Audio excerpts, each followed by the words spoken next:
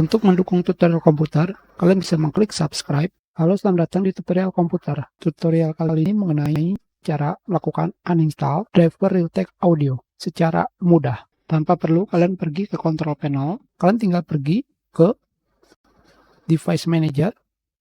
Selanjutnya pergi ke bagian sound, video, and game control. Kalian pergi ke bagian Realtek Audio, klik 2 kali. Di sini manufakturnya masih Realtek. Dan versi drivernya tahun 2006 dengan versi driver 6.0.1.7806.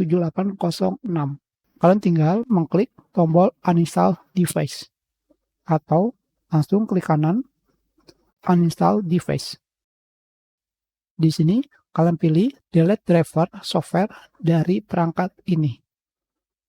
Uninstall.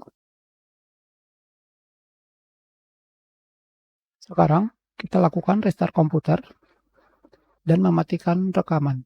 Sekarang kalian lihat di sini kembali volume pada mikrofon saya walaupun sudah 19,7 dB tidak sampai full. Sekarang pada bagian device manager Realtek Audio kembali manufakturnya adalah Microsoft. Itu adalah cara melakukan uninstall Realtek Audio. Tentu saja cara ini bisa kalian gunakan pada Windows 7, 8, 10, dan 11. Kita sudahi, terima kasih.